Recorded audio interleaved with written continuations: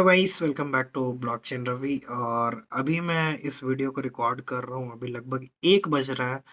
और इतने रात में मैं इसलिए इस वीडियो को रिकॉर्ड कर रहा हूँ ताकि मुझे लगा कि मुझे अपने कम्युनिटी को सेव करना चाहिए और उन्हें बताना चाहिए, मार्केट का अपडेट देना चाहिए कि अभी क्या करंट सिनेरियो है मार्केट में और क्या आगे होने वाला है। जैसा कि मैंने ऑलरेडी आप लोग को टेलीग्राम में अपडेट दे रखा था, तो अगर आप लोग मुझे फॉलो कर रहे हो तो आप लोग तो बच गए होगे।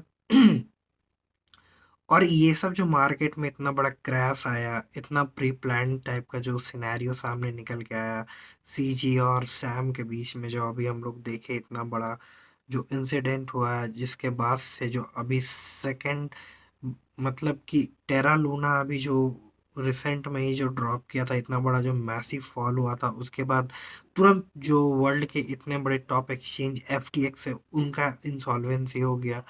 तो एफटीटी टोकन इतना बुरी तरह से क्रैश कर गया, प्लस अभी सोलाना भी क्रैश कर रहा है। तो इन सब के पीछे क्या रीजन है, मैं आपको एक ब्रीफ नोट में मैं आपको बताना चाहता हूँ। तो ये जो स्टार्ट हुआ, ये फंडा जो स्टार्ट हुआ है मार्केट का जो क्रैश करने का, जो भी एफटीएक्स में इतना बड़ा जो सिनेरियो बना है, वो स्टार्ट हुआ था 25 अगस्त को, जब सैम ट्रेवेको, एल्मेडा रिसर्च के जो सीईओ थे, उसने अपने पोजीशंस को क्विट कर दिया। तो जब वो 25 अगस्त को उसने अपने पोजीशंस को क्विट किया, उसके बाद ब्रेट हैरिसन जो थे, जो एफटीएक्स के प्रेसिडेंट थे यूएस में, तो यूएस प्रेसिडेंट थे एफटीएक्स के, तो उसने भी क्या किया, अपने पोजीशंस को क्विट कर दिया 27 सितंबर में। अगस्त 25, सितंबर 27, आप देखो क्या कोऑर्डिनेशन चल रहा है इसके बीच। उसके बाद क्या होता है कि टेक्सास में एफटीएक्स को इन्वेस्टिगेशन किया जाता है। 17 अक्टूबर को टेक्सास में एफटीएक्स को इन्वेस्टिगेट किया जाता है। उसके बाद 23 को रिपोर्ट आता है, जिसमें एक बिल आता है, जिस बिल को डेफाई बिल आता है, जिसको जो एफटीएक्स के जो फाउंडर है सैम बैंकमैन, जो भी बैंकमैन फ्राइड है, सैम जो एफटीएक्स के फाउंडर है, उन्होंने उस बिल को काफ़ी ज़्यादा क्रिटिसाइज किया।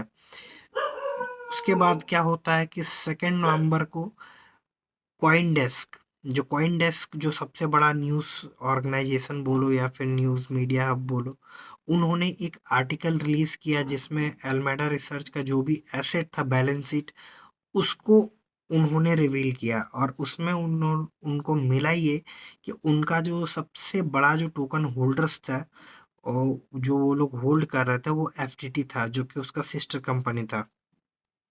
तो यहाँ पे आके सिचुएशन काफ़ी ज़्यादा कॉम्प्लिकेटेड हो गया था। तो उसके बाद क्या होता है कि 3 से 5 नवंबर के बीच में एक र्यूमर स्प्रेड होता है कि एल्मेडा रिसर्च जो है वो जाके मतलब कि इंसॉल्वेंसी होने वाला है, मतलब कि वो जाके रेक्ट होने वाला है, उनके पास फंड्स नहीं बचा, वो लिक्विडेट होने वाले हैं। तो इस टाइप का एक मतलब कि र्यूमर स्प्रेड हुआ 5 नवंबर को। उसके बाद क्या होता है कि 5 नवंबर को जब इतना बड़ा र्यूमर जब स्प्रेड होता है एफटीटी के बारे में, तो उसके बाद क्या होता है कि एक अननोन वैलेट से $585 मिलियन का फंड्स बाइनेंस में ट्रांसफर होता है एफटीटी। तो जब देखा गया, जब इस फंड को जब चेक किया गया, तो वो फंड और किसी का नहीं था, बाइनेंस का था। तो बाइनेंस ने क्या किया कि $585 मिलियन को ओपन मार्केट में सेल किया, ना कि किसी को। एफटीएक्स वाले बोल भी रहे थे कि मतलब कि 22 के रेट में आप बाई कर लो, हम लोग डिस्काउंट में आपको दे रहे हैं। लेकिन सीजेट क्या किया कि ये ऑलरेडी प्री प्लान था सीजेट का। तो सीजी ने क्या किया कि $585 मिलियन का एफटीटी वो ओपन मार्केट में सेल किया, जिसके कारण से क्या हुआ कि हर तरफ पैनिक का माहौल आ गया, बहुत ही ज़्यादा पैनिक क्रिएट हुआ मार्केट में। उसके बाद 6 नवंबर को क्या करता है कि सीजी का ट्वीट आता है, जिसमें बोलते हैं कि हम लोग अपने एफटीटी के लिक्विडेशंस को बचाने के लिए हम लोग एफटीटी को सेल कर रहे हैं। तो जब यहाँ पे सीजेट का ट्वीट आता है, तो उसके बाद से एफटीटी में बहुत भयानक फॉल आता है। तो बहुत भयानक फॉल आता है। उसके बाद क्या होता है कि एल्मेडा सीईओ के जो मैंने ऑलरेडी बताया जो अल्मेडा रिसर्च के जो सीईओ थे, उन्होंने सीजेड को बोला कि आप बायबैक कर लो एफटीटी को $22 में, लेकिन वो लोग ऐसा नहीं किए। तो उसके बाद क्या होता है कि एफटीएक्स का जो सीईओ है, जो सैम जो फाउंडर है, उसका ट्वीट आता है कि एसेट्स जो भी है एफटीएक्स में सारा आप लोग का फाइन है। लेकिन हम लोग सडन देखते हैं ओन चेन डाटा में क्या होता है कि एफटीएक्स का जो विड्रॉल होता है वो उन्होंने बंद कर दिया था। तो जब विड्रॉल बंद हुआ तो मार्केट में और भी ज़्यादा पैनिक आ गया। तो उस दिन सिर्फ क्या होता है कि 8 नवंबर के दिन क्या होता है, 7 नवंबर को एफटीएक्स का सीईओ का ट्वीट आता है। उसके बाद ऑन चेन डाटा में हम लोग को पता चलता है कि एफटीएक्स ने विड्रॉल बंद किया है। उसके बाद 8 तारीख को क्या होता है कि 5% बिटकॉइन में ड्रॉप आता है और एफटीटी ऑलमोस्ट 30% ड्रॉप कर जाता है। तो और उसके बाद बीएनबी 6% डंप करता है। तो जो कि यहाँ पे जब ये फॉल आया तो उसके बाद मार्केट रुका नहीं। उसके बाद तुरंत जब ये स्प्रेड रूमर जो हुआ ऑन चेन डाटा, मतलब ये रूमर नहीं था, ये रियल न्यूज़ था।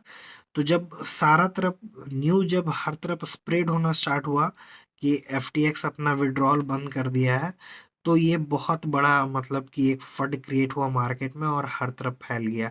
उसके बाद क्या होता है कि सीजी बोलता है कि हम लोग एफटीएक्स को एक्वायर करेंगे। जब उसका बहुत ही ज़्यादा जब प्राइस लिक्विडिटी जब ड्रॉप किया, तो सैम बोला कि आप लोग हमारा लिक्विडिटी को बचाइए।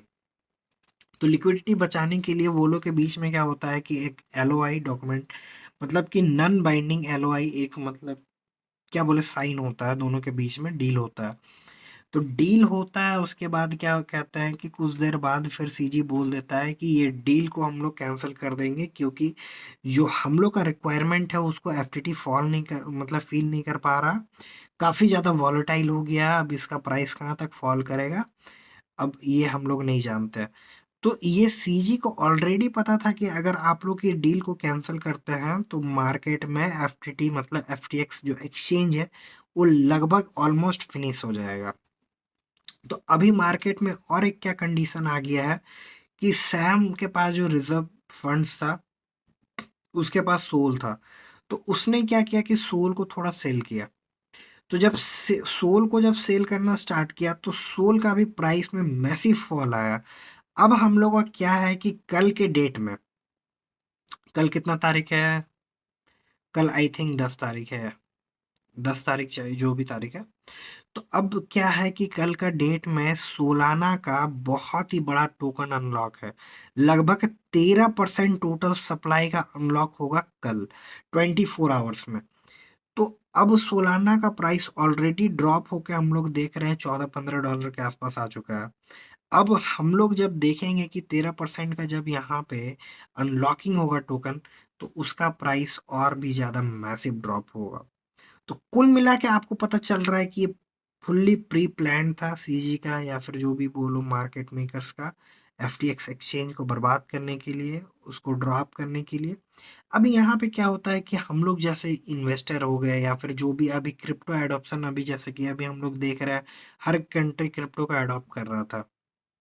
लेकिन अब एक ही साल के अंदर लूना का भी हम लोग ड्रॉप देख लिए और एफटीएक्स का भी ड्रॉप देख लिए। और दोनों ऐसा नहीं है कि बहुत ही छोटे मोटे कोई प्रोजेक्ट थे। लूना जो हम लोग जान रहे टॉप 5 प्रोजेक्ट्स के अंदर आते थे, एफटीएक्स का बात करें तो हम लोग टॉप 5 एक्सचेंज के अंदर, मतलब टॉप 2 बोल सकते हैं हम लोग। उतना बड़ा एक्सचेंज था और इतने बड़े एक्सचेंज का इंसॉल्वेंसी, जो कि बहुत ही बड़ा बड़ा क्वेश्चन को क्रिएट करता है।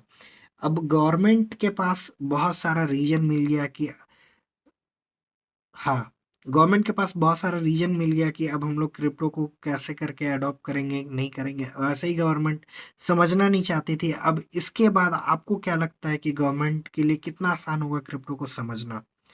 तो ये चीज़ का आंसर मुझे कमेंट सेक्शन में चाहिए, आपको जो भी लगता है। फिलहाल मैं इतने रात में आप लोग को अपडेट दे रहा हूँ कि मार्केट अभी क्या है, क्या सिनेरियो था, क्यों मार्केट डंप हुआ। उम्मीद करता हूँ कि ये वीडियो आपको सारा कुछ क्लियर कर देगा। तो मिलते हैं अपन नेक्स्ट वीडियो में, तब तक के लिए बाय बाय, टेक केयर और good night. love me. Tell me pretty lies. Look me in the face. Tell me that you love me, even if it's fake.